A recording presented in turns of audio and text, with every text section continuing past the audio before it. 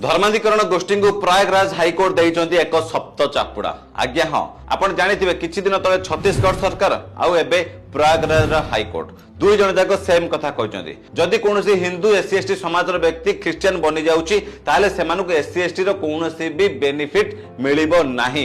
आज्ञा हाँ एमिति एक ऐतिहासिक राय प्रयागराज हाईकोर्ट देइची। आ से यह भी मध्य कहते कि हिंदू धर्म रु ख्रिस्टियन धर्म ग्रहण करुवा व्यक्ति माने कौनसी एससी एसटी ओबीसी संरक्षण सुविधा पाई पारिबे नाही। आ ता परे भी जदि सेमान ख्रिस्टियन बनी सला परे धर्म परिवर्तन करि सला परे निजुको हिंदू कहिकी एससी एसटी समाज रो सुविधा और रिजर्वेशन नउचंदी ताले सेमानंकु आईनगत हिसाब रे दंड दिया जिवो। आ से काम भी मध्य संविधान प्रति विश्वासघातकता घटना रहउची जितेंद्र साहानी नामक जने व्यक्ति विरुद्ध रे ख्रिस्टियन प्रार्थना सभा रे सेठी हिंदू देवादेव को गाली करबा सहित हिंदू लोक मानकु धर्म परिवर्तन करुथबार अभियोग आसीतिला।